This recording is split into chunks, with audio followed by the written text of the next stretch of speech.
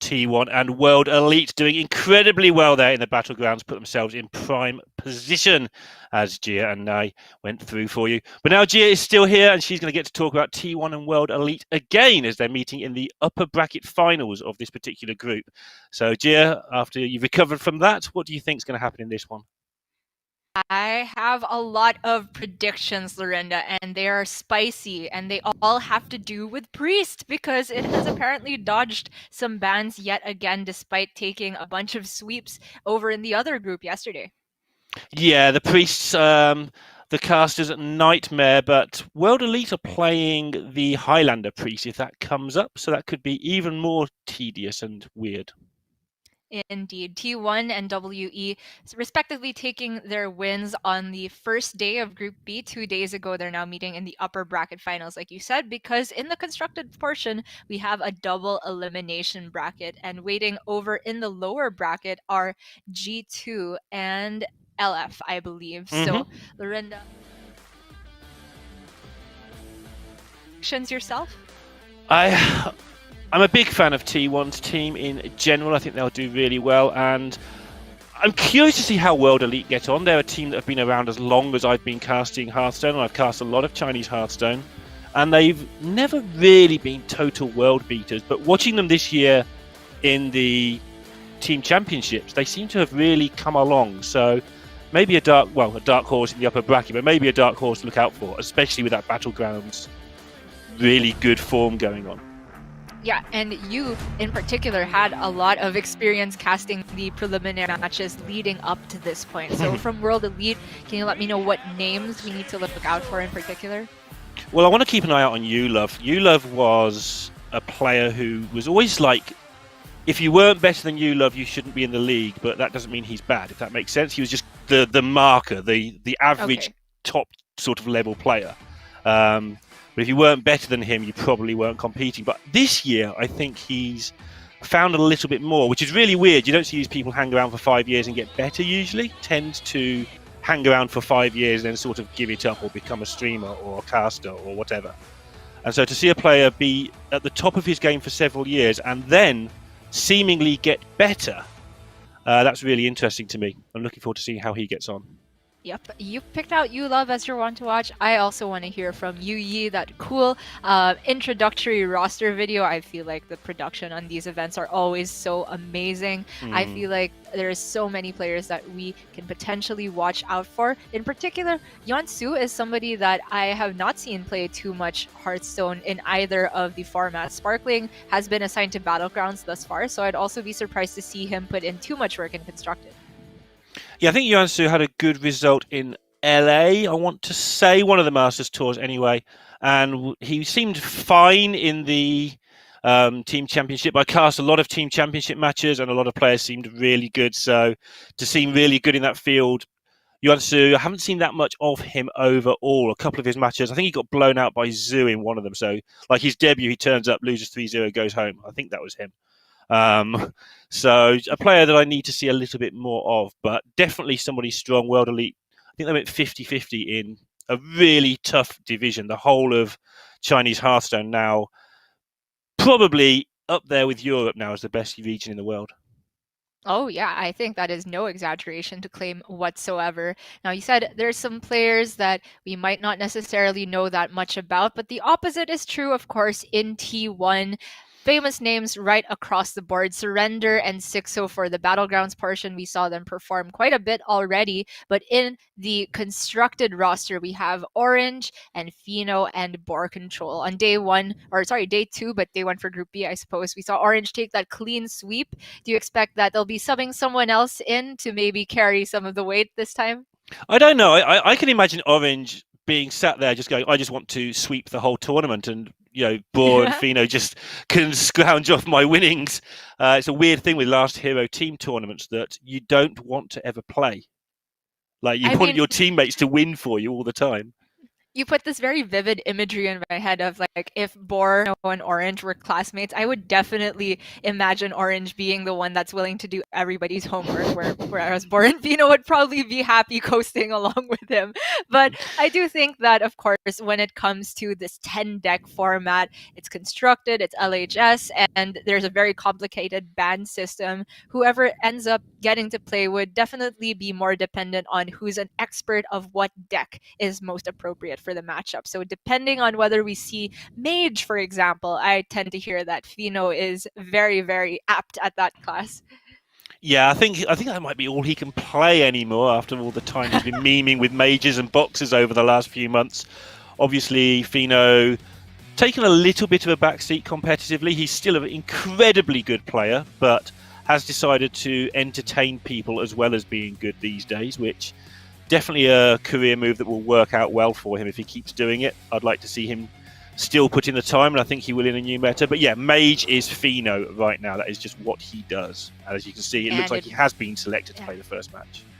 Indeed, up against Yu Yi that I was also looking out for. They have very similar total career earnings and achievements, also looking relatively recent, both of them having a lot of earned in the year 2019, but Yu Yi's history going back, and so does Fino's, to be fair. They're just including some of the most notable ones. It doesn't mean that Fino has not been in the scene for very long. In fact, the opposite is true.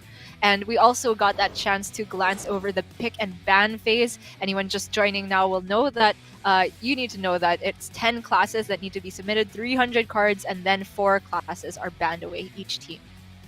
Yeah, and looking at the strengths showdown there, Yu Yi actually not getting glowing reviews from the Chinese casters there. Fino getting pretty glowing ones from us, no surprise there. It's a really good system. I know a lot of people don't take it particularly seriously. That's kind of the point. You don't have to take it particularly seriously. It's just a little view that the Chinese casters gave to our scene and that our casters gave to the Chinese scene, just to help out with the players they don't see so much. You don't have to take it that seriously, just a little overview.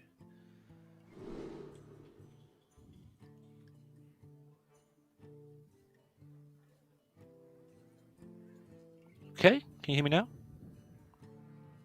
All right, heading into the first game, Fino, of course, on the Mage that we all know and love him for, but Yu Yi on Druid, which is a class that has kind of fallen in popularity a lot due to the Fungal Fortunes nerf, but prior to that was one of the most popular cards in the Chinese scene, or sorry, popular decks to be run. And despite its nerf, of course, we still see it's being kept in hand here. Yu Yi, already with the Glowfly Swarm, has a pretty good early game that is difficult for Mage to answer if they are not running, say, Flame Ward. And if I could just take a little glance at the list here from T1, they do have one copy of Flame Ward.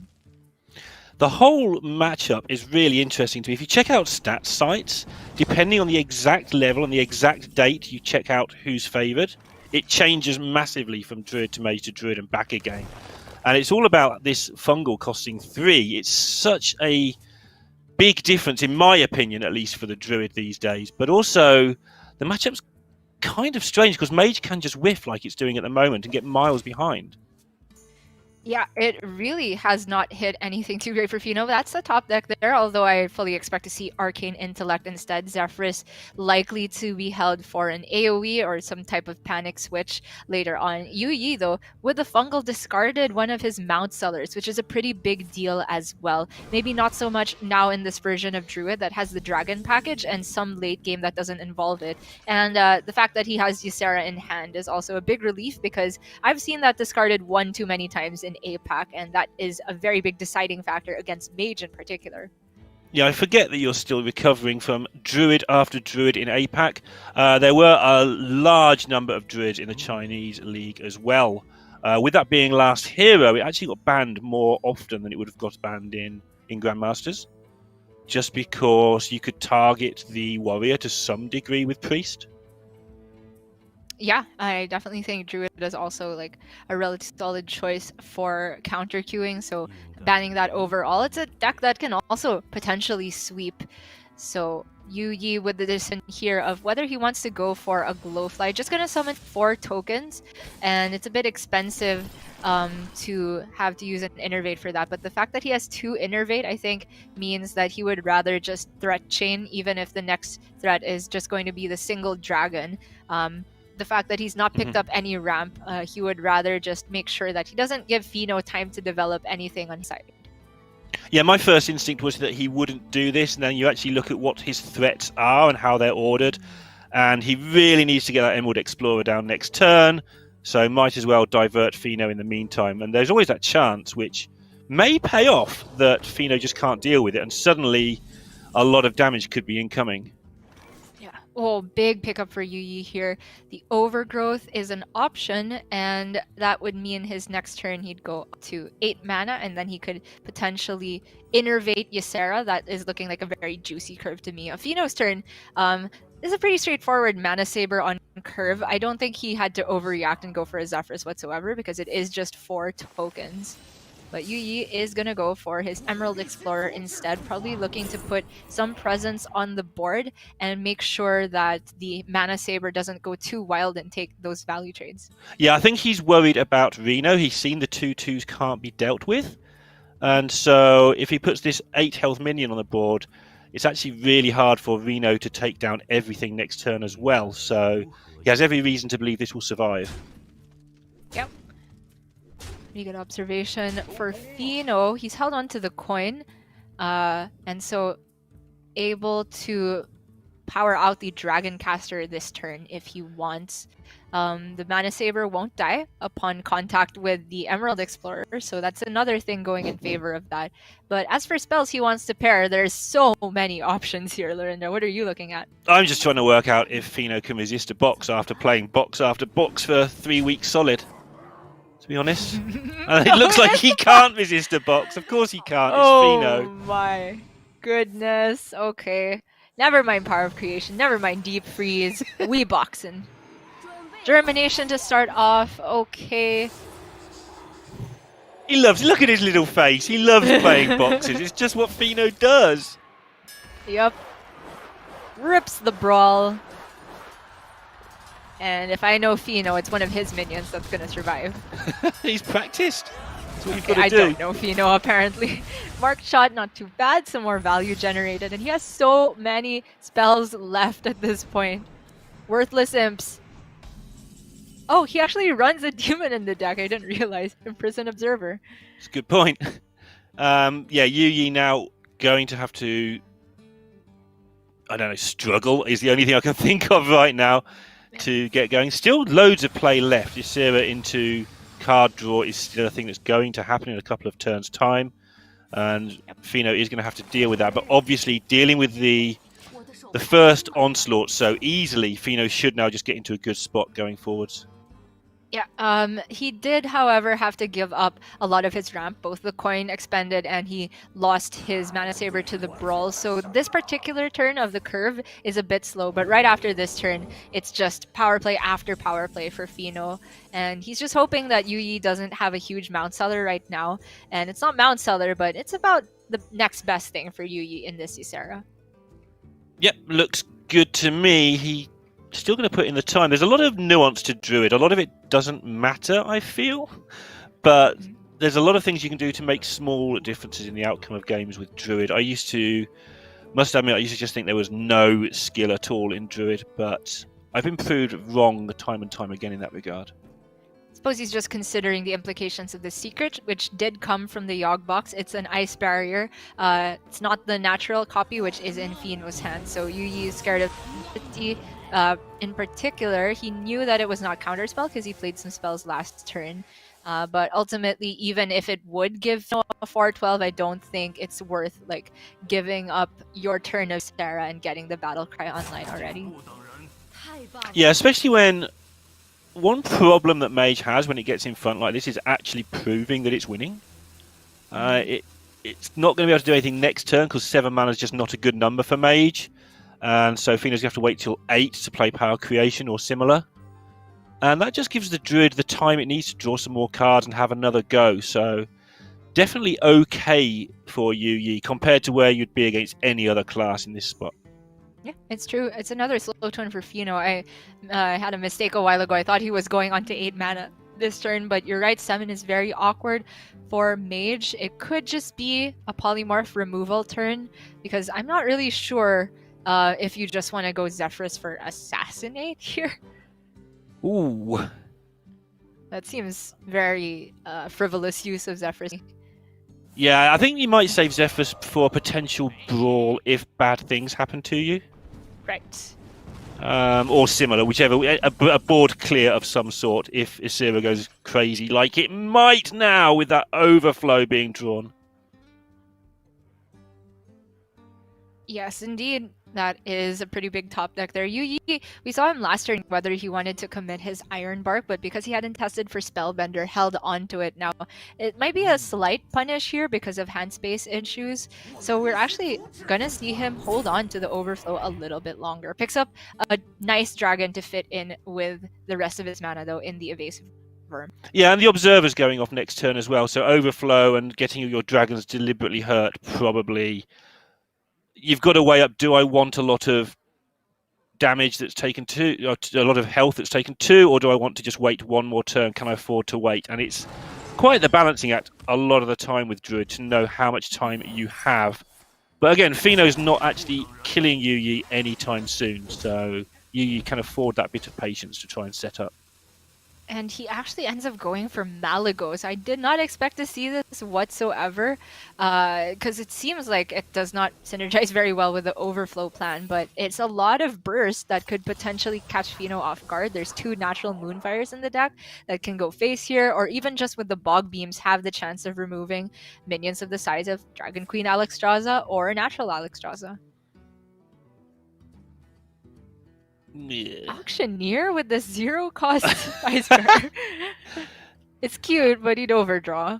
Yeah, he's not struggling for value either. He's struggling for tempo. So we may see Wind Fury Harpy, I want to call it. I am looking at the 5/6 instead. I don't think this is called Portal Overfiend. I think that's the 5/2. I'm not going to attempt to name this 5/6. But just because the Harpies are a little bit less durable and they don't get to attack immediately, I think Fino would rather value the stats on his minions rather than potential aggressive benefits. It is Portal Overfiend. Is it? Yeah, I've just checked it, yeah. So what's the 5/2 called? I don't know. You can't throw a second question at me. The first question I've answered all year as it is. Okay. Okay, for Yu Yi, now that he's seen what the secret is, doesn't have to worry about Spellbender, but the Never Surrender is a little bit problematic for him here. These Bog Beams still can deal 8 damage if he wants to pair Malygos with it. I feel like this is as good a turn as any to rip Malygos, but he is going for Overflow instead, because the hand space is no longer an issue. Yeah, we have seen players take longer and longer as they've got better and better at Druid, like rightly or wrongly this is, they've taken longer and longer in general to establish boards and going for their final push later and later in the game. It's pretty interesting to me how that has developed as time's gone by with Druid. Yeah. And Yu Yi does have to end up dumping something here. Nothing that's particularly painless to get rid of. Because he has this Malygos, each of these crystal powers look like they have so much more potential later on, especially the Moonfires. But because you can't use Malygos and both crystal power in one turn, I was looking at that to be the dumpable card. Instead, he gets rid of his Bog Beam. Yeah, I might have just got rid of a Power of the Wild and made a 3/2 there. Oh, really? So I'm interested to see what he's going to use it for. It's sort of a clunky card, whatever you're trying to do in future, so it just looked like a dumpable card. Definitely. For Fino, this looks like a potential, even aggressive Alexstrasza turn. I don't hate the look of that at all. Deep Freeze would have jumped out at me if he didn't have Malygos in hand to pair with it for the next turn. But the Alex is a great statted minion on board. He can still take the double trades to get rid of the Emerald Explorer, and he can put Yu Yi on the clock. Yeah, and it's against Druid, that's important. He's not going to just suddenly heal the Druid up again. Against some classes, obviously, you have to take your time a lot more in that regard, but here, can just do 15 damage and get some stats on board. It's definitely tempting.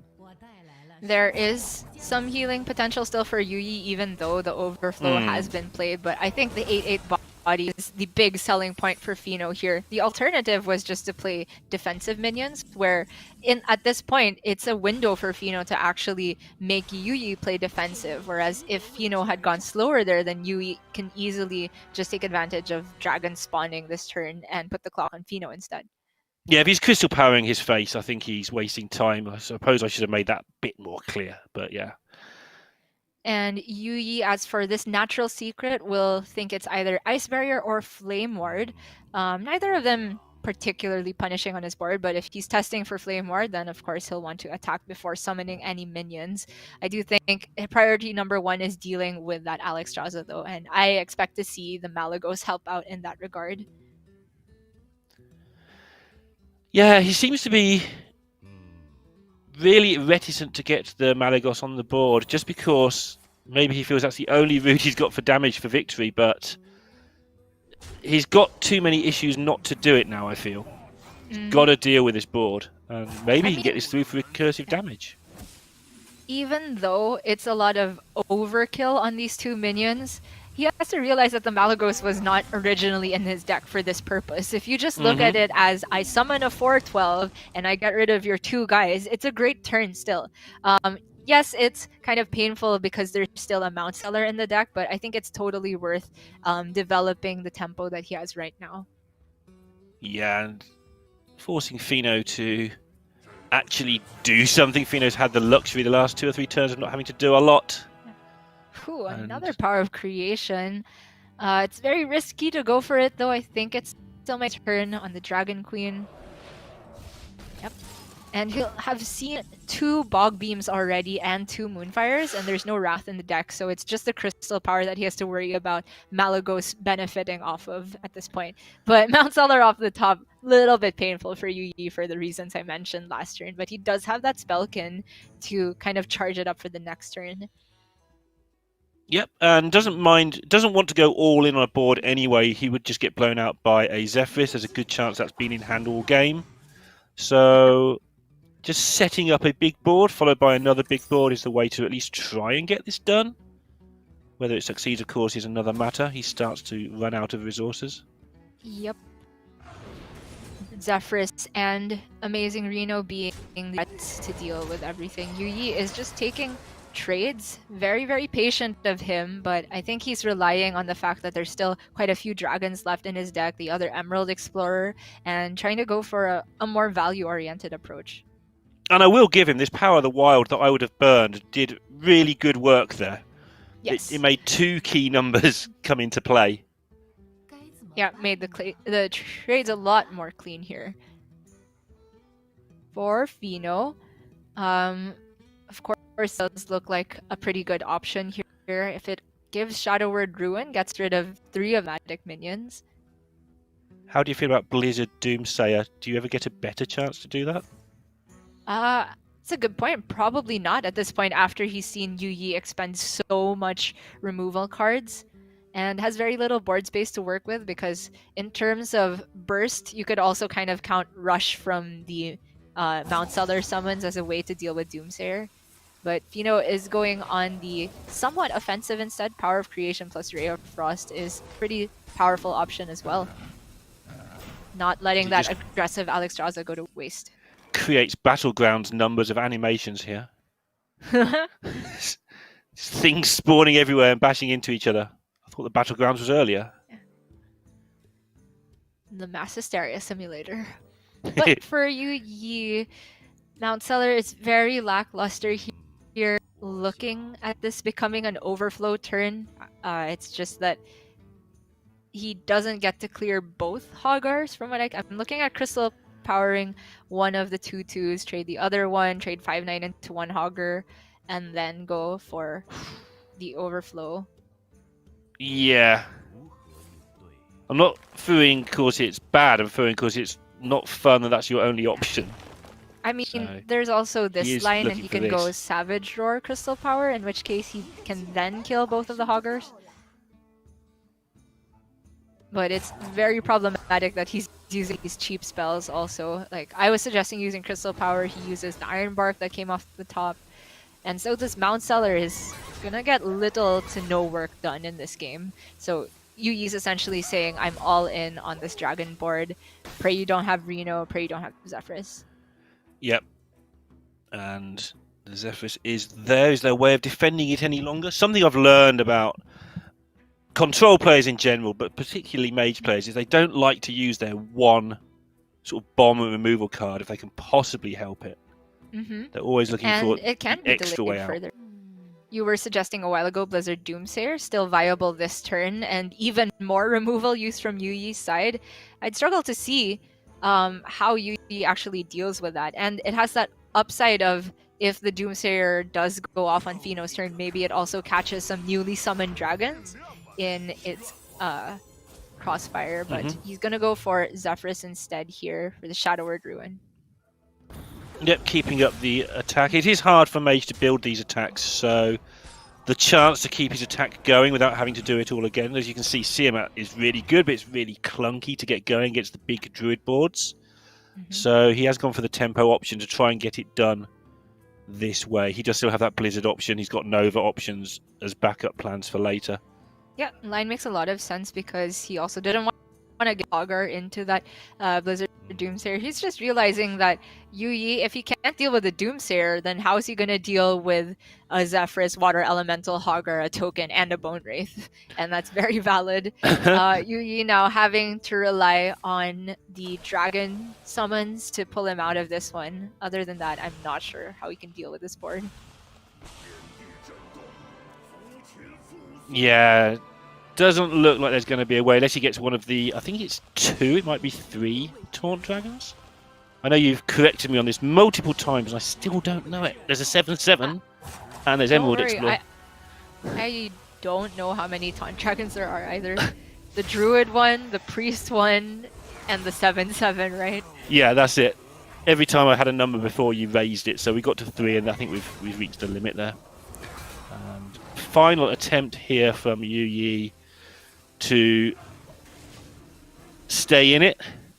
Yep.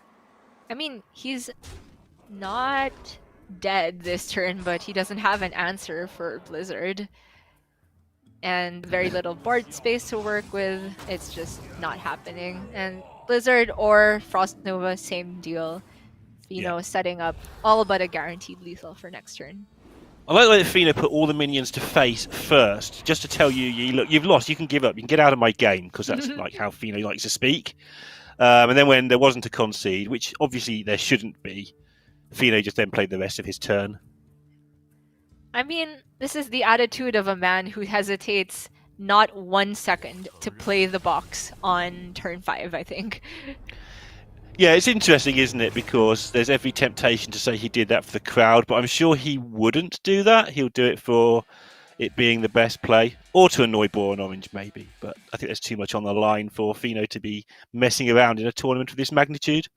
Yeah, I mean, it very well probably was the best play at that point. He had definitely bigger competition in terms of what to play in compared to some other hands. There was the Deep Freeze and the Power of Creation very early on. But in terms of when you look at what the box is ideal, what board to play it against, Fino was behind on board. There were 4 Glowflies, and he had space in hand to draw a bunch. So it does look like a pretty good box turn, and it's also not in a spot where if you don't get an amazing box, you lose. He could just get a decent box and, ride the momentum from there, and that's exactly what happened. It'll be interesting to see what they try to put into it now. One of the problems with playing your Mage first is you give your opponents 5 choices to put in. I'm just having a look, as you can see now, as I look away from everybody. Sorry to be rude to you all. As to the options, so the banned decks are the Hunter, the Rogue, the Warlock, and the Warrior. So they have Demon Hunter, which is just regular aggro Demon Hunter, which is a fairly decent pick. They've got Murloc Paladin with Hungry Crabs in, just amusingly. Yeah, they've got Totem Shaman. Probably just there in case you end up in that weird dimension where you have to face the mirror, then you would rather have the crabs.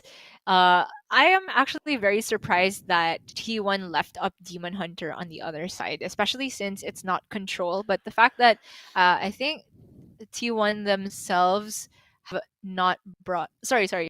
World Elite is on the aggro Demon Hunter, right? And T1 are on the control tier. So it could be that T1 is more seeing the control version as a threat, and the aggro is something that they're not really looking to ban.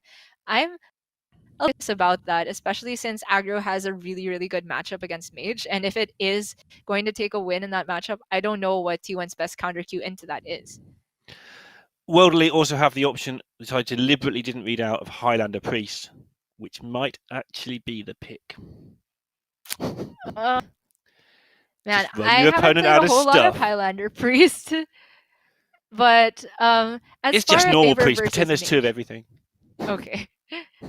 As far as favor against Mage, though, to say it would be more favored than aggro Demon Hunter, I think aggro Demon Hunter is just, too fast for Mage to get their big threats online. Granted, T1's list is quite tech to deal with Demon Hunter a bit better than others. It has the Flame Ward and the Imprison Observer. And the nerfs did hit Demon Hunter in this particular matchup harder than some of the others. The weapon coming online a turn later, your cane just being that little bit less sticky, so you can't really throw it down into a Reno turn quite as often. And whatever the other nerf was, I remember being bad as well. So yeah, Metamorphosis being 4 instead of 5. Yep. So all of those things were things that helped beat the Mage. And although it had a good win percentage against Mage pre-nerf, you kind of won by a little bit every time. It wasn't like you sometimes thrashed them and sometimes won by a bit. You kind of didn't really hammer the Mage with the Demon Hunter. So all those nerfs are going to chip away at that percentage quite a lot in that matchup.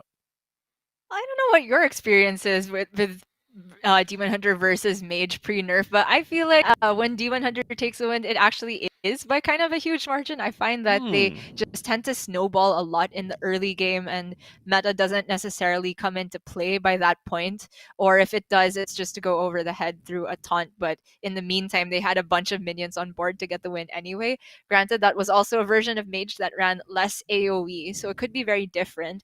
But I do think that Demon Hunter's strength in the matchup is more reliant on curving out very strong with the 1-2, with the Blazing Battle Mages and so on. So I would still advocate for playing Demon Hunter into Mage before Highlander Priest. But you know what? Wouldn't be surprised if WE has different opinions. They're bringing Highlander Priest at all. Yeah, and the reason they get 5 minutes for these decisions, at least, I think they get 5 minutes plus then there's time to set up, which is why the fills always seem a little bit longer than normal, but you've got us to listen to, so I wouldn't worry about it. You'll be fine.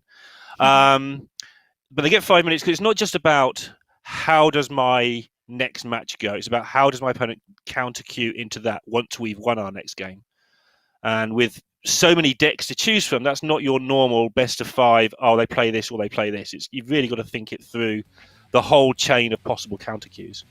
Indeed. So that would also have to imply that they have a good spread of knowing what Highlander Priest is actually favored and unfavored against. I have to admit, I do not have that info off the top of my head.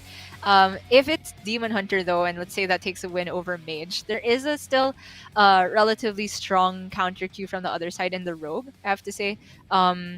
Rogue, even though it was not greatly favored before, it was not really favored against Demon Hunter before the nerfs. I do think that after the nerfs, the matchup is now pushed slightly in the favor of Rogue. Just having a look at these statistics, which nice to see the Chinese ones in particular, because we don't get to see much of the gold results. And here is the Strength Showdown. Let's have a look at what the Chinese cast in particular think of Yuan Su. And just a mini Pheno by the look of that. Same sort of strength, slightly lower totals. No, slightly bigger. Wait, the way I'm reading this is Pheno is a mini yeah, Yuan-Su. Yeah, I got it backwards, yes. Yep, the full marks for experience and decision-making for Yuan-Su, which really speaks of how little we know about the Chinese scene, because we were saying that Yuan-Su is one of the names we're less familiar with, but they have a very robust local scene, and just because he doesn't play in as many MTs as some of the global players doesn't mean he's less experienced. And hello, Shaman! Totem Shaman. And it does make sense. It's basically Demon Hunter that never misses. It's just a bunch of little stuff that the Mage can't deal with. That does make sense. Never misses? I feel like there are a bunch of dead hands who can get us token. I mean, if they kill your first thing, you lose the game. But the mage doesn't kill the first things very easily, very often. Okay, well, in terms of first things, to be fair, there are a lot of one-drops. You're talking about the Battle Mages, Sludge Slurper, Surging Tempest, and they have the sidekicks, and then at the very least, they have their hero power. So it does make sense. And you know what? I was calling for some Murloc Paladin counter queues yesterday. We didn't get to see it. So you know what? I'm hyped to see Shaman today. I haven't cast a single match of Shaman yet this tournament. And the ones that I've watched have been mostly of the Evolve variant. So this token one is completely fresh. Yeah, I haven't seen it since... Well, I haven't seen this at all, I don't think, which is just topping out at Bloodlust and Facina. Everything else is 3 or less. Oh, there's a Splitting Axe as well, of course. But it's really low curve, Shaman. Just hit you. Versions of this that have Magic Carpet to kind of give it a little bit more game against aggressive decks and take advantage of those one-drops. But if you're bringing Shaman in the first place to an LHS tournament, it's not ideal in the first place that you want to queue it into aggressive decks. You never want to do that. You're only going to do that if you're playing a format like Week 3 of GM this last season. But in a format like LHS where you can afford to go all in with a certain build of Shaman, which is a bit more greedy, has room for blood, and that's going to be into a counter queue versus decks like Mage and possibly Priest. So I agree with the build, Team World Elite, and I'm just curious to see if it is going to work out for them. I think it will, but I think it then leaves them with Shaman versus any choice of T1's other 5 decks, and that's got to be bad. I'm not even going to look at them, but that's just got to be bad, right? It's very unlikely that they can't just find something that beats Shaman amongst all of their remaining decks. Yep, they have a Rogue, and Rogues have Backstab. Guess what? Backstabs kill Blazing Battle Mages. Yeah, it turns out if you kill the first thing they play, they lose is kind of my very, very straightforward thinking on this. And indeed, there might be a bit different Mage because you can play a second one-drop, but Rogue kills that as well. Yeah, I mean, it's a very straightforward way of putting it, but you're not wrong. It's not a lie. If you get rid of Chomper's couple threats, suddenly the rest of their deck becomes unplayable because it's very reliant on sticking those threats. The rest of the stuff is buff cards. He's got the Flame Tongue Totem, he's got Totemic Reflection, Might, Surge, and Splitting Axe, and also Vicina to some extent. And then, of course, you mentioned the Bloodlust for the finishing damage. If Mage can just somehow pick apart threat after threat, then the Shaman falls apart. But we're talking about Mage in particular, and you did mention there's very little they can do to answer the first couple minions. And yeah, I was watching while you were going through all that, watching whether Fino would choose to keep the Reno or not, and he did. That's how much trouble Mage is in here. Because by turn 6, this board state is going to be out of hand, and yet Reno is still a keep in the mulligan. Yep, but Fino also has that Zephyrus, which can offer very time here and challenge the Tempest for his trouble. Already kind of problematic for Yonsu, but he has a pretty good response, the Sidekick and the Slurper, giving the Tempest buffs on both of its stats and can take a value trade if he wants it. But look at Fino's curve going the other way now. He's got Bone Wraith into Rolling Fireball into Reno. I'm not saying it's over, Jir, because turn 3 is going to not be fun for him at all. But he's got into a fantastic spot compared to what we expected at the very least. Oh, yeah. And with the pickup of Ancient Mysteries, he could take the 50-50 to get Flame Ward right now. I would still lean towards mana expenditure here, which is just the Arcane Intellect, because the Flame Ward isn't guaranteed. But it'd be interesting because as far as going for the card draw, actually, now that I look at it again, any card he gets off the top is probably not going to be played till after turn 6, whereas Mysteries gives him a free secret, and half of the time it's a really impactful secret. Yeah, I think the only mistake he's made here is not just jamming it. Okay. I think that if he gets as far as the 4, 5, 6 we're looking at, the other 2 cards never matter. Oh, he's just taking the guaranteed kill with the ping, though. Option C for Fino there is to just make sure he takes as little damage as possible for the immediate next couple turns, knowing that he has his choice of removal with the Rolling Fireball into Reno. Yeah, and that's important. The last hit means that this Bone Wraith is actually really difficult to get rid of now. So it wasn't just the damage to face, it was the damage to minions he had in mind. And actually, this now just guarantees that Fireball is going to get set up. And he's even singing. Look at him. Jamming out to must be Taylor Swift if it's Fino we're talking about. Yeah, that'll be definitely the favourite option. Well, Storm's Draft is the draw for Yonsu, so he can go a little bit wide here going into the turn 5. That's before Reno is available, and yes, Rolling Fireball will always be a threat from this point onward, but that's kind of the nature of Shaman, is you can't really afford to parcel out your threats because then you die to just you're playing 1 minion per turn and taking value trades. So I like the idea of going all in here, playing as many 1-drops as possible, and buffing the whole board. Yep. It's kind of the only plan he has. There was a question whether you even want to do this attack this turn. Just because Rolling Fireball wouldn't have been that great. But the positioning seems pretty good to me. I guess Fino does get to put the Fireball on the right. Yeah, right. It would remove everything but the 2 far left minions. Looks pretty clean. I don't know if Yuansu had a way to do that turn with the best, or like with a guaranteed good positioning, because there was an involved in that turn. So a lot of variables to consider. Yeah, it looked pretty sensible how he laid it all out. I may be incorrect, but I think he did that well. And now Reno, as we saw on turn 2, really just going to get the job done here.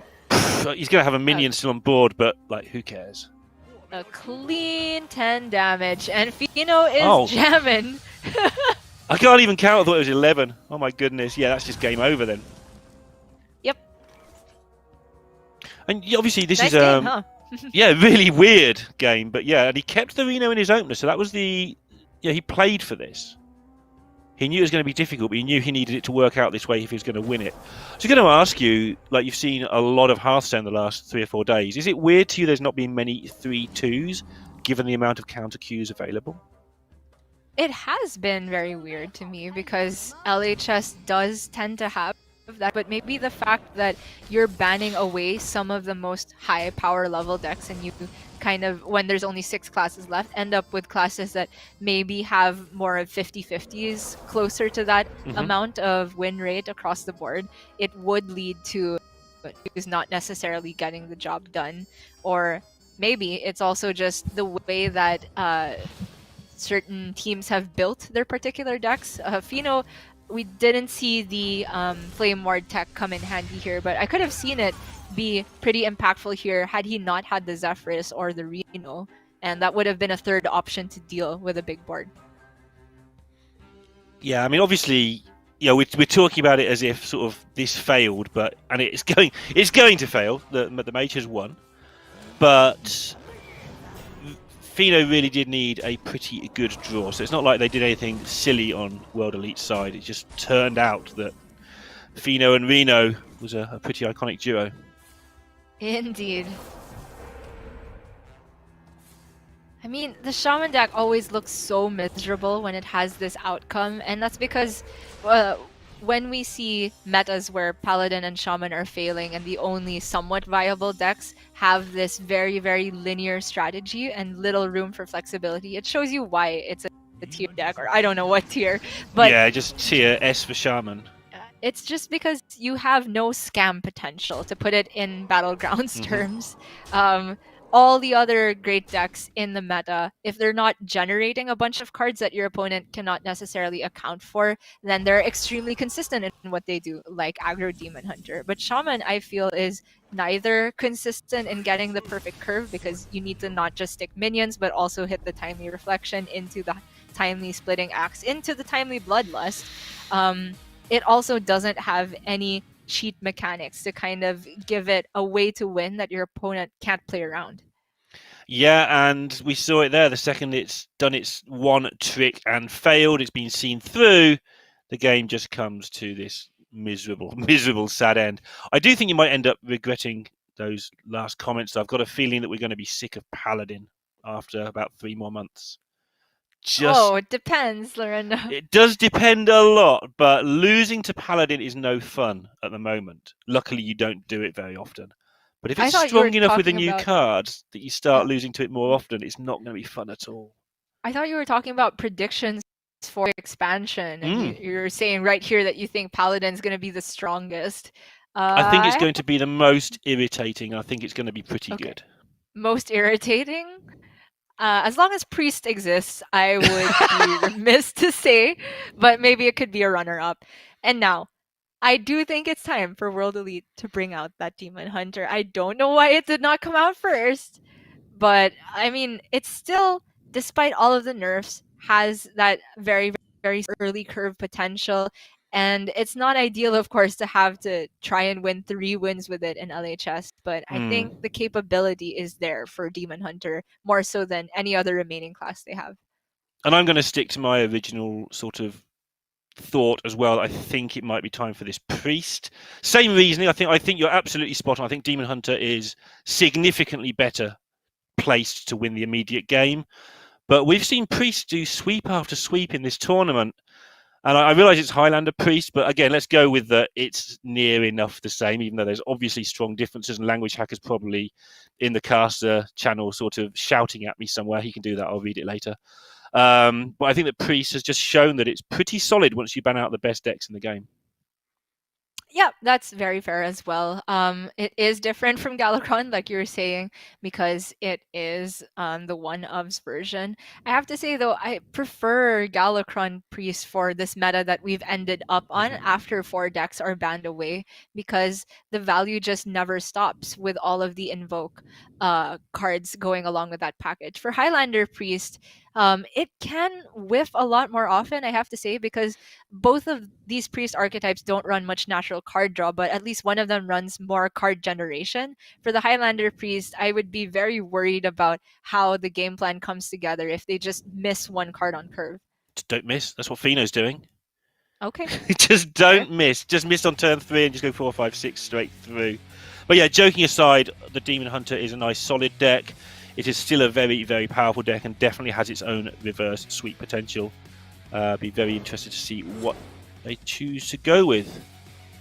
It is Ulove sending up your pick for player to watch out for on WE in Ulove. He played in HDG for China back in 2018, and that was the year that the Chinese team did take the whole thing. And in the Korea versus China Invitational, also had the first place finish. Very impressive from Ulove. Yeah, and honestly, I can't give you the specifics. I haven't seen enough Chinese Hearthstone enough times, but that list of things that he has won goes back forever. Yeah, experience 5, deck building 5, decision making 5. These are all things you get the more Hearthstone you play. Not surprised at all about the micromanaging. He always struck me as not a great player, and that is when you see a player once or twice, you tend to rate them on their micro play more than their actual ability. And so Ulove as a player we don't see much, so we have him down as not necessarily that great. Of course, he might make little mistakes, but that's not necessarily a skill thing. It's true. It is sometimes more of an APM thing or even an attention span thing, but it is going to be a Highlander Mage mirror. I don't know why they are so hesitant to play Demon Hunter. Maybe the techs in T1's Mage are just that scary, but they decide they would rather have a 50-50, which means to tell me that either they think Demon Hunter is less than 50% or they think the Highlander Mage has a better chance of reverse sweeping, considering what T1 has for potential counter cues.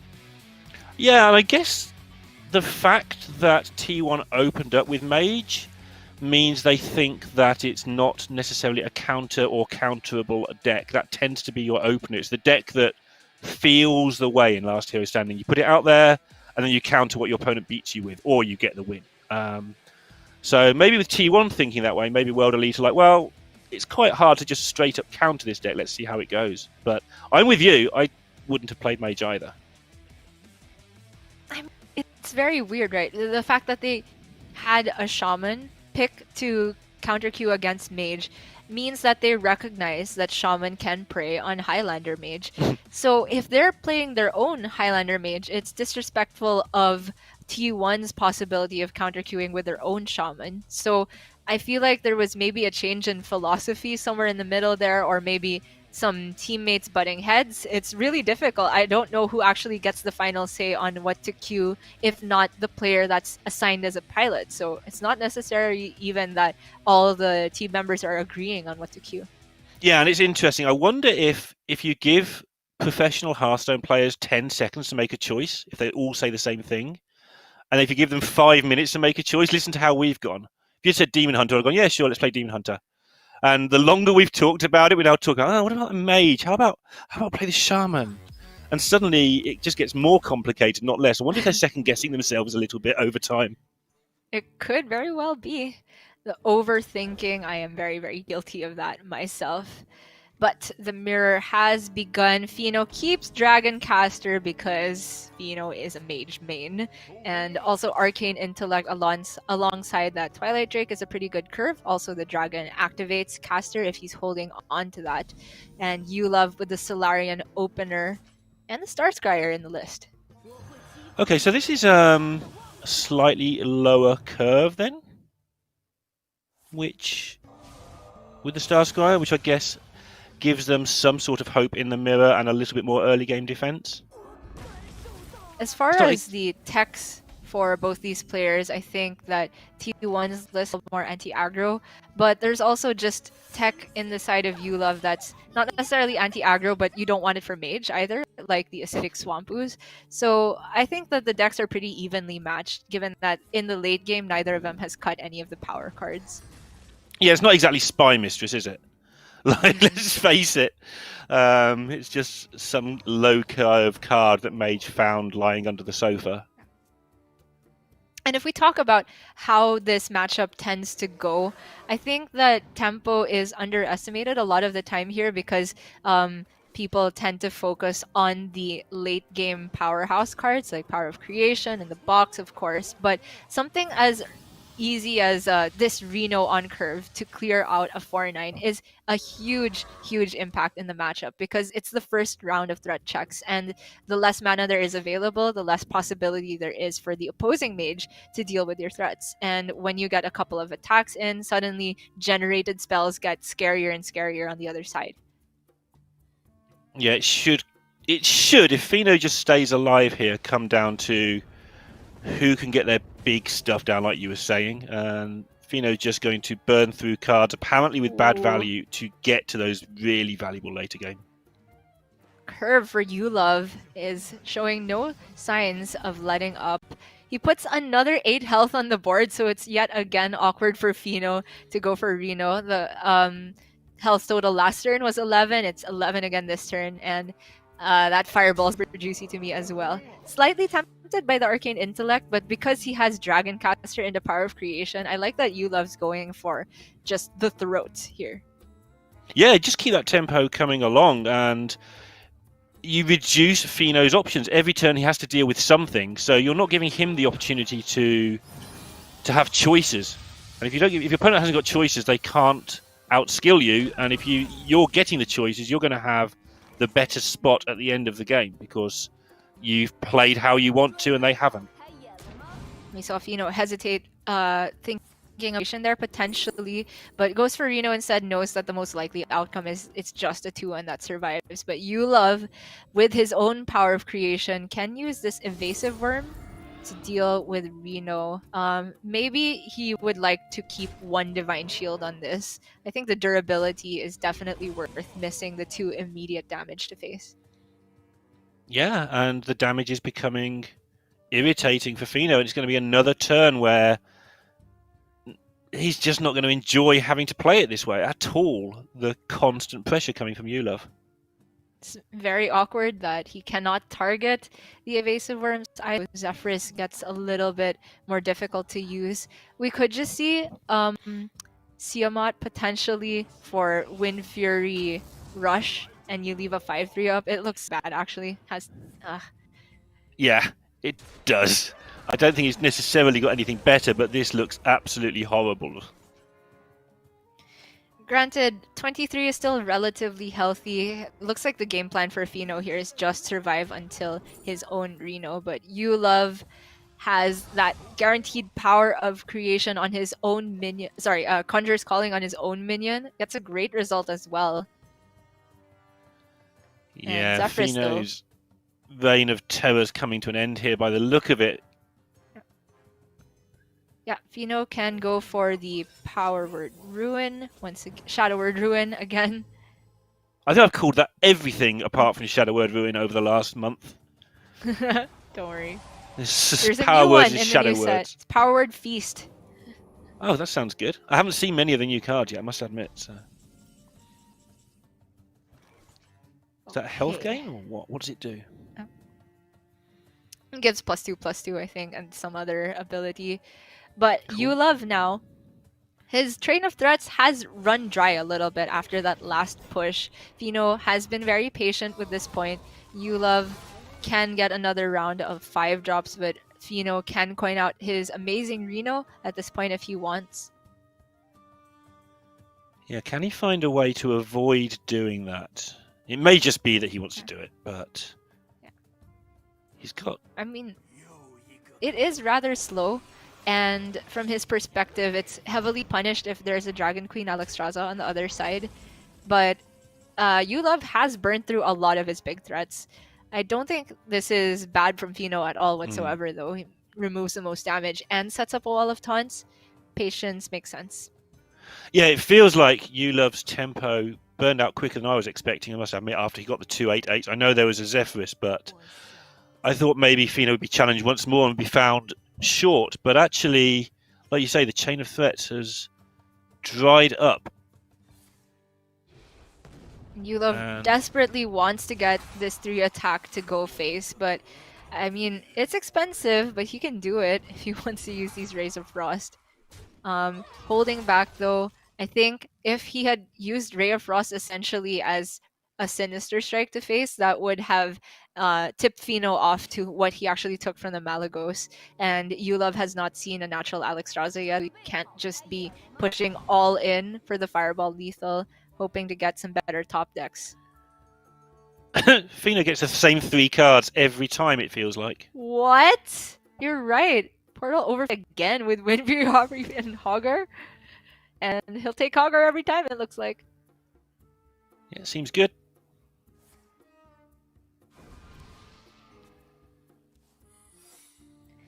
No natural strike in the list for World Elite, so the not too scary for Fino to go for the lower health target right there. Caligos could help Yulov push out of this problem though. Yeah, and he's in that mode where that's what he's still playing the same way he played 5 turns ago. Ooh, another fireball! Oof. And he can Blizzard now and just push this 3 face. Yeah, it's almost enough going into next turn, right? I mean, because this is not Ice Barrier from Fino and it's Flame Ward, then it could very well be close to enough. But Yulov doesn't know that it's not Ice Barrier. So he could be what thinking, a choice! Yeah. If he goes face, he has lethal next turn, right? I'm not crazy here. Because you won't have to attack face again. Yep. But if he doesn't, if he goes face and it is Ice Barrier, which he doesn't know it's not, you're giving your opponent a board full of Hoggers. Yep. Oh! It's a really difficult choice. Yulov takes the safer route there. And granted, trying to set up the lethal is also not respecting the possibility for armor on the other side, like with Amazing Reno. So it did make the right choice, but...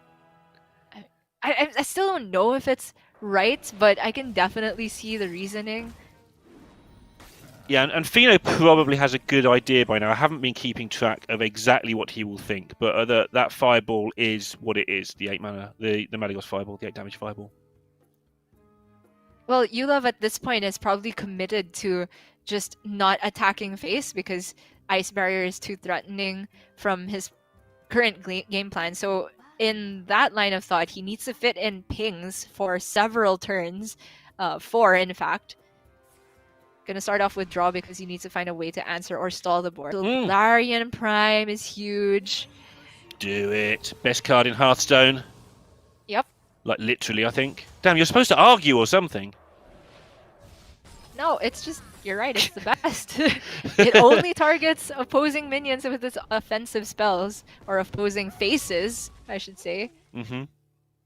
Okay, not bad outcomes by any means. He developed a board and dealt with some of Fino's board, but I think Yulov was hoping for a way to actually clear the path for his minions to go face. Yeah, definitely not ideal, this one. But also still keeps him just about in front on everything, really.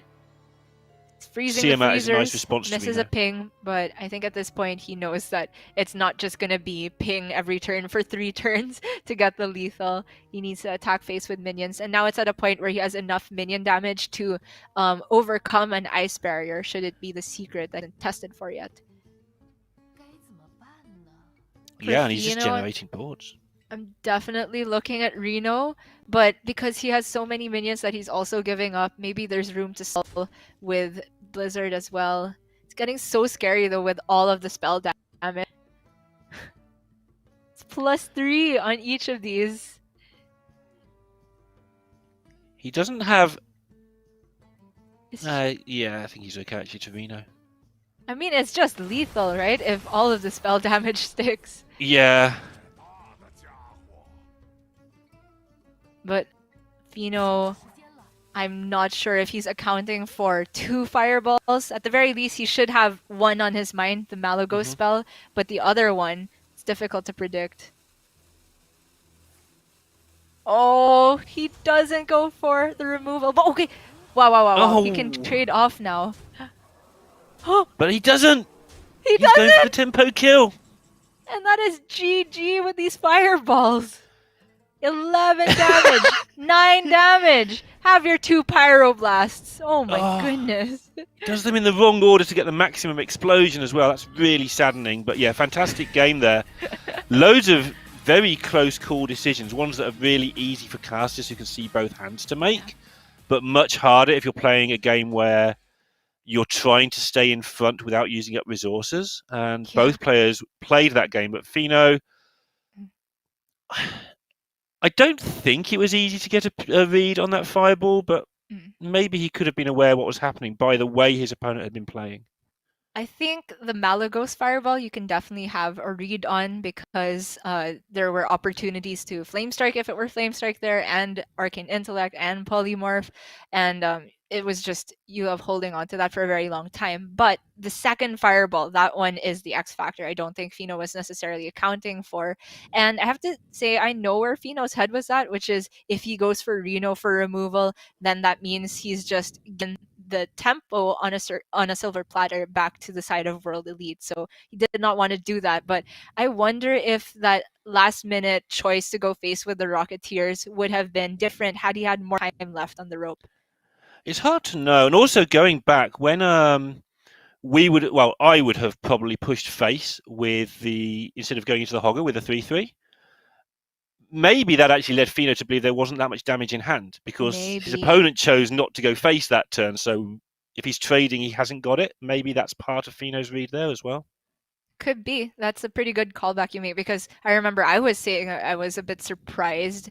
But at the same time, the cost of not going face there, or the cost of going face would have been double Ray of Frost, which also came in handy very much for Yula later on because he had to freeze the water elementals on the other side. It was a very, very complicated and tenuous board state to be in Mage Mirrors towards the end there. But it does mean now, though, that it's not a complete sweep in favor of T1, but they do have their choice of how they want to counter queue into this Highlander Mage. Are we going to see another Shaman or possibly a Paladin? They're both options you can run into this Mage. We've seen it done already in this match. Yeah, we have seen it done. T1's Shaman is not of the totem variant, not of the exact same list, but it is of the totem variant. They do have Carpet, which I feel is not as useful versus Mage compared to a lot of the other matchups. I really don't think that they'll be defaulting to Shaman at this point.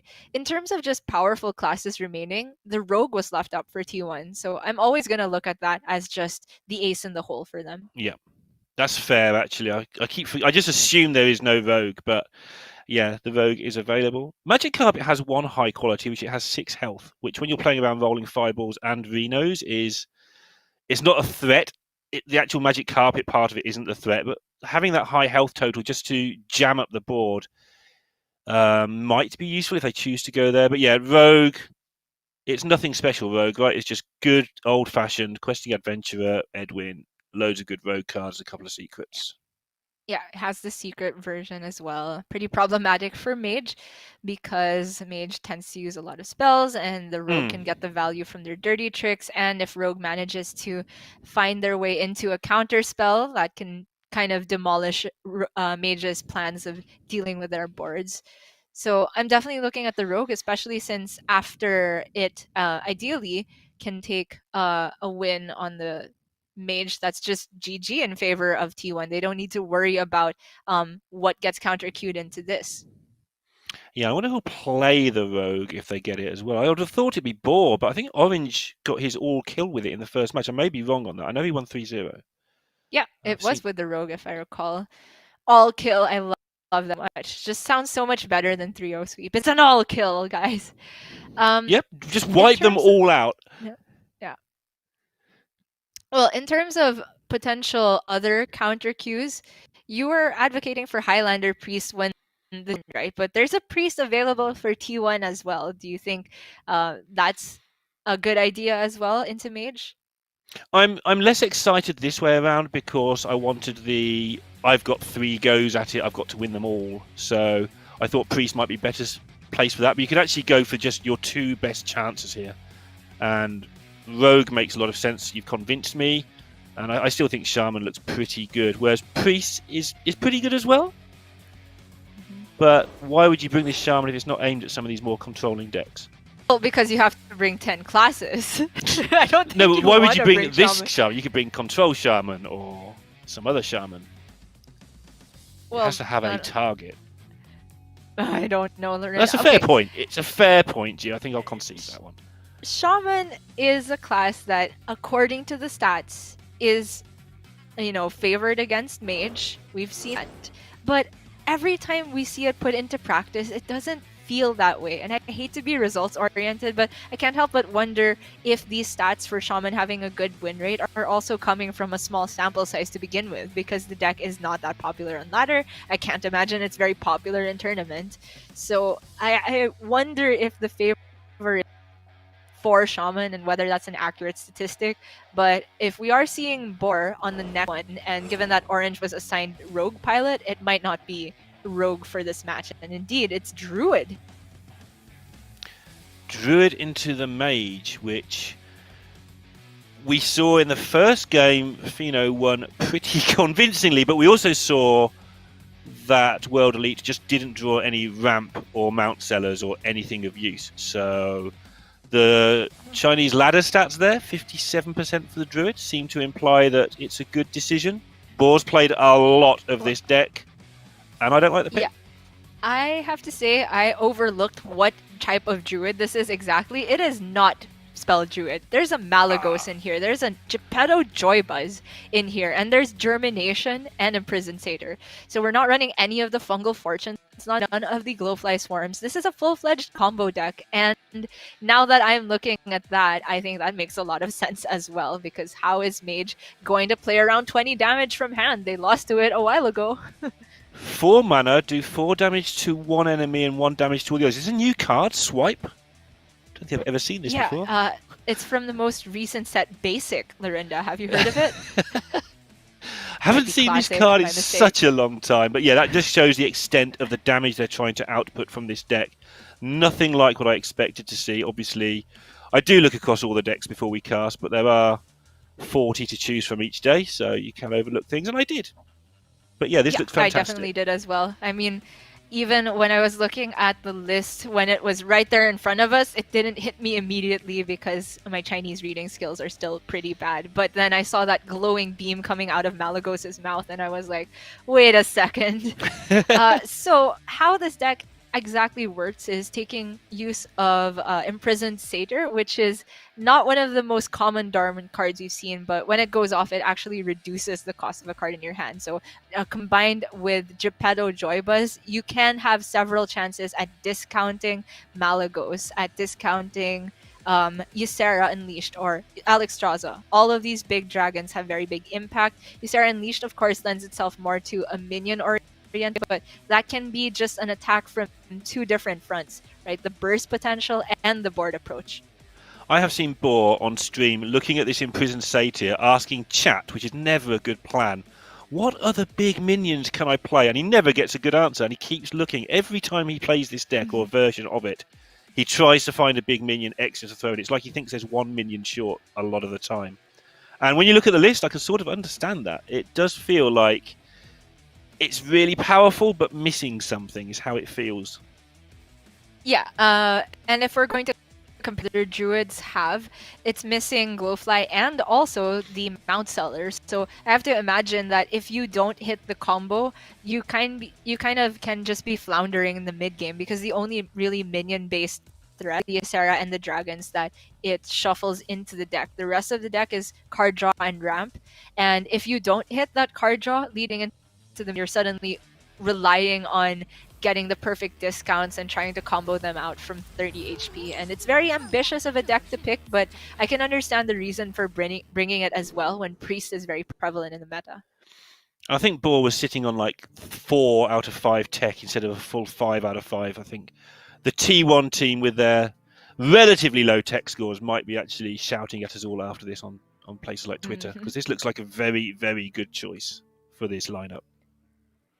And the Satyr is already in hand. This is a dormant card, which reduces a card by 5 mana, a minion in your hand by 5 mana after it awakens. So obviously, if you only have one minion in hand, that can be kind of manipulated to give Boar the most ideal discount possibilities. He also has Germination, which is a 4-cost card that summons a copy of a friendly minion. You can give it taunt, so you can ideally discount your Malagos to just 4 mana, and then you can copy it and play a bunch of Moonfires and win the game. But it's very difficult to guarantee those combos. It's just weird to me that Boar's not on the Rogue and Orange isn't on the Malagos Druid. It just makes no sense. Obviously it does to them. I think Boar has played a lot of this compared to Orange in recent times, where Orange has been largely enjoying Demon Hunter, I believe. Many different versions of it, not necessarily all good ones. Well, I'll tell you who isn't enjoying something. It's you love seeing the Breath of Dreams with a dragon in hand into Overgrowth opening. That is scary against Spell Druid. You're running up into a deck that can 30 you with the right combination of cards. That is absolutely terrifying, especially since you love's threats are not coming for a very long time. Yeah, he's doing nothing anytime soon. Just going to be able to put up some token resistance, but if Boar gets going, which he might not himself, the lack of fungal does make this deck a lot less consistent, even at 3 mana. So, Boar having to sort of do it all the slow way. Be interesting to see who actually kicks into gear first with these starts. Well, Boar next turn will be able to innervate out his Ysera Unleashed, which is a big one, but you're right, the lack of card draw that Boar could whiff for a couple turns. You also see him hold on to the Imprisoned Satyr because Unleashed is not necessarily the minion that he wants to discount. Would much rather get it on the Malagos or even Alexstrasza. Oh, you hate to see this though. Oh, you really do. But the coin is so useful to you, Love, here. He needs to dump. I mean, there's only one other option to dump. And if he uses the coin instead, that means that the Dragon Caster is coming down one turn. The threats that he needs to close out the game before Boar can get his comp turn later. But Boar is shocked to see the Nova thrown out just like that. Yeah, it's like, what is this? You can almost work out the exact hand from that play if you trust your opponent, which you do. And I mean, I wonder if Yulov should have even just accepted an overdraw there. I feel like Frost Nova's probably better than the majority of his deck in this matchup. Yeah. But I could be wrong. I have not played a whole lot versus Malagos Germination Druid. Oh, well, Gia, you're just not putting in the hours if you're not playing against this all day long. Yeah, I don't think I've ever played against this deck once, to be fair. He did make room, though, for a pretty good minion to play right now. Okay, another puzzle box. Sign me up. He's playing Fino's game, is you love. And he should get to at least one of these, maybe even both. This could be an entertaining game of Hearthstone. Yeah. Well, Boar has picked up a hand that really wants Mount Seller, but there's no Mount Seller in the deck. I wonder if he just settles for germinating a 4/10. It just seems counterintuitive to what the deck's built to do, though. Poor trying desperately not to have a sulky face right now. Because he just Impossible. deserved a Mount Seller in his mind, I think. I think he's going through the opposing deck to list. just rip an Iron Bark and go face. Yeah. But if you Iron Bark, it makes the germination look a lot better. But the fact that there's 2 germination in the deck, I think he can just play for board here. Yeah, I think that's what he was just checking the deck list there, I believe. That tends to be what players do when they look off screen. Just checking there's nothing crazy he's likely to walk into, and he's going to go for it. Yeah, and both the Iron Bark as well, which makes sense. If you're not saving these spells for Mount Seller, then their immediate use is probably going to be better than saving it for a defensive position. But the box is openable this turn. I think I'd be opening the box right away. Do you take the box on the left or the box on the right? I don't take the... Yeah, I take the one that's been in my hand longest, always. Okay. With every card, unless my opponent's really tricky. Swipe. Yeah, swipe! Bees! What's going on with this book? I've never seen bees attack your own minions. Sorry, this is just funny to me. Apparently, if that happens, by the way, and your minion has overkill, because it's your turn, it all works. Oh my gosh, really? Yeah. Interesting. I'm learning so many niche interactions. Galen the other day was talking about how you can steal Quest Warlock's quest completion with Grizzled Wizard. Oh no! That hadn't occurred to me at all. Most things don't. Well, all things considered, I think that's an okay box from Bor's perspective. He still ends the turn with a big threat on board, but he desperate draw. Yeah, he's got about 2 turns before this goes horribly wrong. Another Satyr is absolutely dead in hand for Bor here. Excuse me. And if we're talking about card draw in the list, really not much shortage for it compared to regular Spell Druid, because aside from the Breath of Dreams, he even has Rising Winds and the Overflow as well. So not having Fungal Fortunes is just replaced by the Rising Winds, essentially. Yeah, and this is where Yulov has a chance to turn everything around, or at least to start to turn it around. It's a slow process with Mage. It doesn't do anything particularly rapidly. It just does it powerfully. I mean, the Valdris looks pretty. Just have an even bigger hand as Mage. He already played his Twilight Drake, so we can't get to see the mythical 4/12 Twilight Drake. But would have been funny. Yeah, and he's not under enough pressure that he's not going to be able to play his cards. He should get to all these big cards. Bor just debating whether it's worth removing this Dragon. Conjure's Calling being the #1 threat for leaving it on board.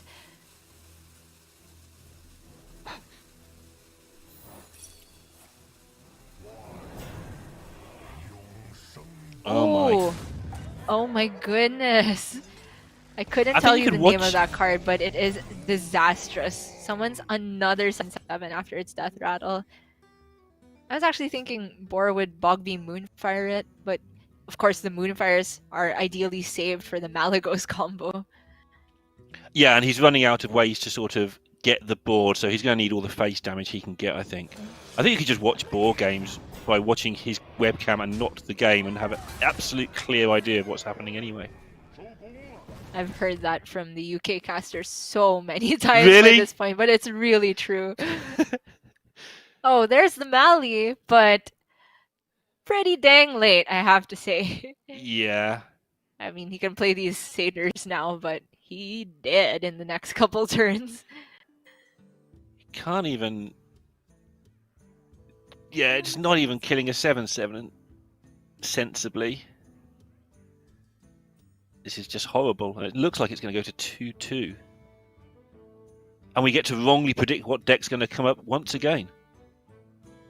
Yeah, I don't think we've gotten a single Q prediction right yet in this series. I think we might have got this one right if we'd actually gone through every card carefully, rather than just looking to see Innovate, Isira, move on to the next deck. But we didn't. We did not, so we got it wrong again. Yay us! Not over yet. But it is. But it really is, isn't it? Simple power of creation for you love here, even if it doesn't generate lethal damage. Bor not get the dormant minions active yet next turn, even if he picks up Overflow. I don't think he has enough removal options to deal with the 7/7. That looks like checkmate to me. Yep. I'm not going to say it because I have no faith at all in my ability to predict the next card. What a surprise, it doesn't win him the game. Can pick up Alexstrasza, heal up to 15, but then lose. That'd be a thing. And he gives it up. He goes to 2 apiece. It's going to be up to Orange once again. And given that he got his all kill with Rogue in the first round, and we both like the Rogue here, I guess there's a good chance he goes for the Rogue. It's a very quick turnaround. That means the mages on both sides took 2 wins already. Fino's 2-0 start was quickly reversed by this Highlander mage now. And before we knew about how this druid was particularly built, arguing about whether it should be priest or rogue. But there is still that X factor of shaman that we were talking about. There's still no clarity whatsoever, I have to say, on what is the best pick here, but I'm sticking by my guns and saying rogue. So who's going to win? I think the picks are good for T1. Do you agree with that? Yeah, they have, the rogue available, and if you're going by purely the numbers, apparently shaman is favored as well. It's interesting. So one of the problems with the shaman numbers, as you I think alluded to earlier, is the ladder stats are people who are playing shaman versus people who have never played against shaman. Like the shaman is just the better player every time it plays because they're the ones with the experience of the deck. So you definitely have to take some numbers off the percentages off ladder. Yeah. And I'm not even sure if the numbers that have been shown on screen are based on ladder or based on previous tournament results. Ladder. I just know that whenever I play shaman, I feel disadvantaged going into any matchup when it's this meta. I would much rather pick rogue that I feel has not only a strong consistency to it, but the chance to just pick up some discovered cards, generated cards, situations where your opponent is not necessarily expecting it. Yeah, it's just like to get a start that I know I'm going to get against Mage. And all of these decks do that, but I also want to keep going once the Mage has blown up my stuff. So Rogue and possibly Priest for me still. But really, honestly, I know we're going around in circles to some extent. All 4 decks could be played and could be in an okay spot. Even the Paladin, which is the one I don't think we'll see because that deck just looks rubbish. Murlocs should be saved for Battlegrounds, and that is my final opinion here. The Priest, when we were last talking about it, was the list from WE, but of course now there's the chance for T1's Priest to come into action, and this is the full-on Galakron Priest, not Highlander. So between those 2 builds, I definitely would favor the Galakron version, especially going against Mage, where you want to have more consistent threats going into the late game. Overall, I just have played more Rogue than Priest. I couldn't actually tell you where the ladder stats put between those 2 decks as being more favored, though. And I'm exactly the opposite. I've played more Priest than Rogue. I don't play a lot of Priest. I just don't play hardly any Rogue. I think this is known at this point that Rogue is a bit of a hole in my commentary sometimes. But I find that Priest, you just run them out of stuff and just sit back. Sometimes you kill them as well. Orange will be coming forward here. He did pilot the Rogue to its 3-0 sweep the other day, so that I feel like is alluding to a rogue being queued up here, but I mean, it doesn't mean Orange can't play Priest. That's a possibility. Also doesn't mean Orange can't play Shaman. I just have a suspicion that career earnings from Orange was low as well. I think these stats have been fantastic in general, and I might be wrong, but he's done really well in a lot of high-paying events. Could be. Just looking at what we've marked them there. Orange not scoring that highly on tech and deck building. That's kind of been the case for all of T1. I think we are going to get shouted at, but you can't give everyone 5 for everything. Orange's micromanagement. He practices so hard with decks when he wants to, as he does go with the rogue. That micromanagement going to be important. Full marks for experience, like you were talking about. I also think that his career earnings was suspiciously low. Maybe 1 or 2 big tournaments left out of the added totals there, but the rogue play speaks for itself. The other day he had very, very clean sweeps, and I have to say perhaps some fortunate Edwin timing here and there, but aside from Edwin, of course, the deck is running the double questing adventures. That's another card that's pretty problematic for Mage to deal with in the early game, so I think rogue has a lot of fuel in.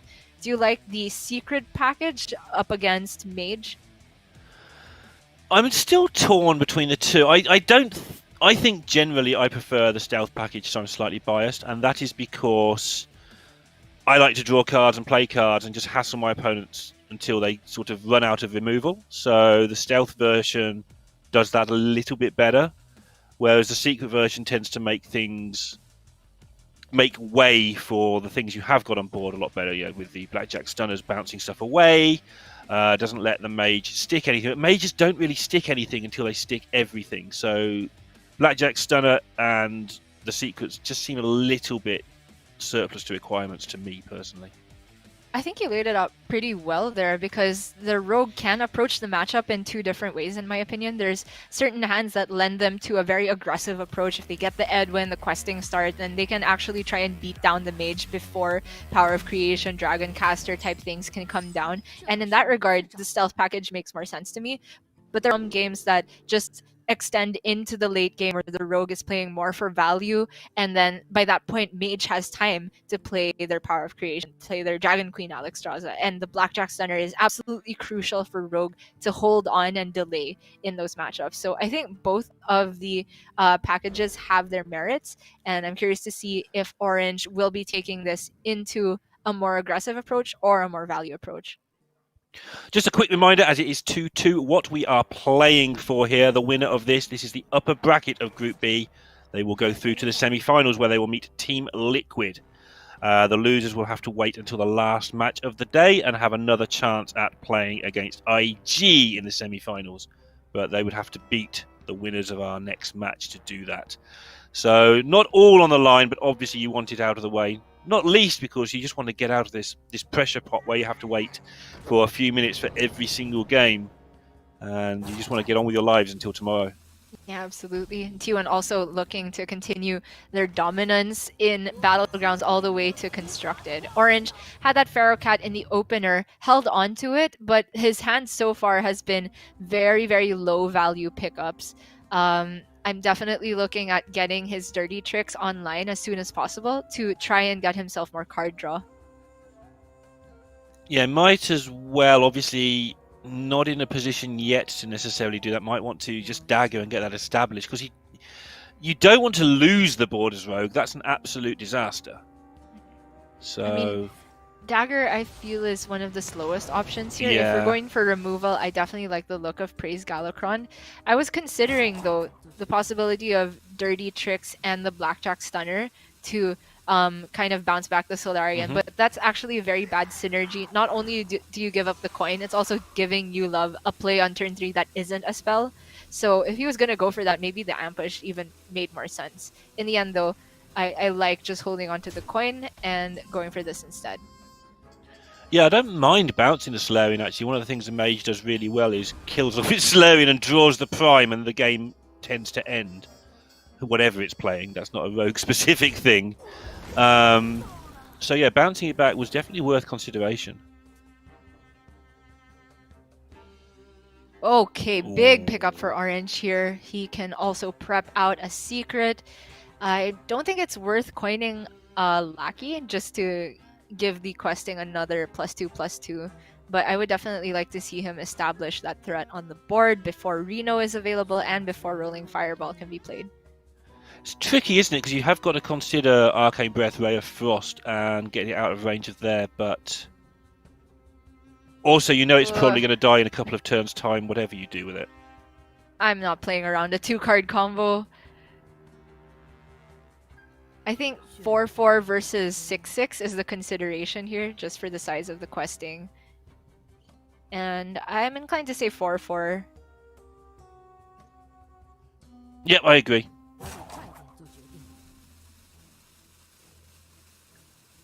Orange going to take his time and consider. Definitely, when we saw him play the Rogue the other day, it seemed like a lot of the turns were straightforward, but Orange will be considering every single line here and any slim out for his opponent to deal with the board, if any at all. Yeah, and you're not necessarily worried about the immediate, like even if he can't kill this, where are you going to be on turn 5 with rolling fireball, and numbers like that are going to be considered. Yeah, you do the immediate one first, obviously, and if that looks all right, you're fine. But then you do think about how does it stay in future turns. He's concluded it's all right. Not going to be that all right, though, because polymorph for you, love. Well, Arcane Breath into Arcane Breath looks very dirty to me. Oh my gosh. Somebody did talk about that, but yeah, I didn't really expect it to happen. Uh-huh. Got to admit. Even has room for a pain to get rid of the first half of the Mermy. Yeah. I don't think he'll have time for evocation. Probably just missiles to help clean up some lackeys later on. I think so too. It's a little bit hard to be unbiased because we can see how bad Orange's hand is for big things, but True. Missiles is my lean as well here. And that sends Orange back to the drawing board. He picked up cheap cards yet again from the dirty tricks. He has another one to help keep cycling, but okay. There's the drawing board. I can play this turn. Actually, it's not that trivial, but yeah. I can play it well enough. I'm looking at the praise. I'm looking at coining out another lackey and then getting the Edwin down as an 8/8. Okay, with that in mind, as your like the straightforward play that I was also looking at, I guess you spend some time now having identified that as just looking at, is there an option where I don't play the Edwin ever and stall it one turn? So Orange playing first and just checking out his lackeys first. Well, despite him having very, very clutch questing and Edwin draws, the rest of his hand has been very low value so far, and the lackeys he's generated are the least ideal for this situation. These are the ones that help you fight back on board and take more convenient trades, but rather he would like to establish stats or generate cards in hand. He's choosing to use the Goblin Lackey just to give Edwin a couple more stats. Makes a lot of sense. He couldn't fit in any more cards to get this out of range of Rolling Fireball, but he is just hoping to get this damage through to face. Yeah, and the longer you wait, the more answers the Mage has, even if you get it a bigger Edwin. So definitely making sense, and now you've just got to decide what he wants to do about it. There's plenty of things he can do to delay it, but not a lot going on in terms of getting rid of it. Missiles is already looking pretty good. If it snipes the Mermy, job well done. And then he can play either Twilight Drake or Bone Wraith. Of course, if you're playing the Drake, it goes before the missiles. Man, the Drake just gets eaten by the Edwin, but if it's getting eaten by the Edwin, then it's not going face. So that's my reasoning for playing that over the Bone Wraith. Oof, not the best missiles, but does establish some board, and this thing's not dying anytime soon unless he gets Edwin. It might get bounced though, and that's going to be pretty grim. And Orange can just play another set of secrets, or just one with the Blackjack Stunner, push the initiative, and go for the aggressive approach for Rogue in this game plan. His big worry, though, is Reno the Relicologist, because it's, I think, impossible for him to establish more than 10 health on the board this turn. In a sensible way, at least. Yeah. He can get 11, but it just doesn't matter. Yeah. He can get 11, and it gets Twilight Drake. I mean, it's not significant, right? That means that if it's Reno, there's an Edwin Edwin will be the most likely minion to stick at the cost of him just playing a substandard Kobold Lackey. I think it's worth playing around. I think you do it all actually, because when you say most likely, it's actually almost certain, like well over 90% to stick. Okay. One day I'll actually do the maths properly. I never have because it's such a nuisance. But yeah, you can see how angry he is there. But can he pick up a Doomsayer maybe? He needs to. Or okay. Or just take What the a chance top deck. now, I guess. This Kobold Lackey was an absolute hero. Sorry, he can Frost Nova ping here and hope that Orange hasn't got a minion, because Orange just played a load of stuff with one card left. He can, but he doesn't know if this next secret is another Dirty Tricks or not. That's true. He did see one Dirty Trick, so I guess from his perspective this is more likely to be ambush, and it is. I wonder if it is a ping turn? Man. I wonder if you play Frost Nova, what you play with it. You might not even ping. Okay. He chooses to set up the Observer with the Nova, which, I mean, this only works if he gets one more set of freezes, right? Well, he can play Bone Wraith and Ice Barrier next turn, which might keep him alive. And then Reno the turn despite after. there being a poison. Yeah, I mean, it's not great, right? It's not ideal, but from Yulov's perspective, he's at least binge more card draw, and crucially only leaves one board space. It is so rough for Orange right now. Yeah, from where he sat. But from where Yulov sat, actually, Orange is in quite a good spot still, I think.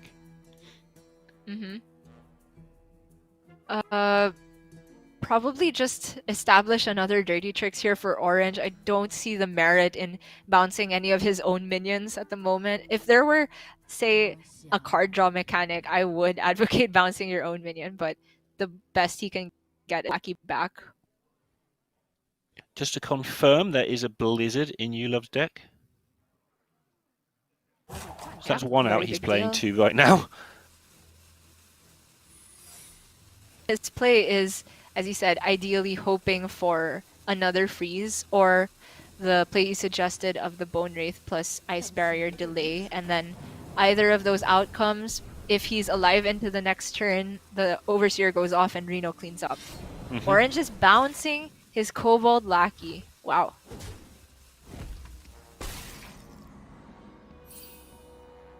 Yeah, I think he's seeing the world where again, the reasoning for that is actually pretty clear, because it unlocks a possible Heist Baron Togwaggle activator for the next turn, and also he expects his secret to go off, at which point he probably won't have an activation for the Blackjack Stunner anyway. Yeah.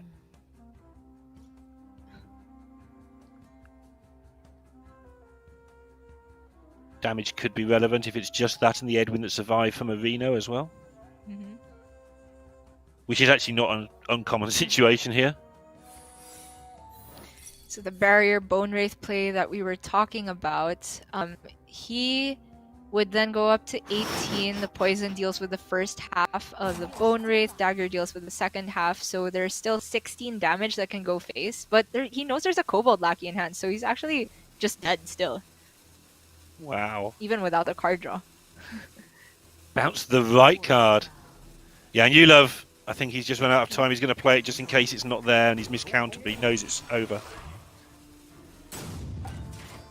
Yeah, not sure if he miscounted or just maybe had a different game plan in mind. Maybe his previous play was hoping that there was no stealth minion, because he did go for the Observer that turn. Not stealth minion, the ambush poison.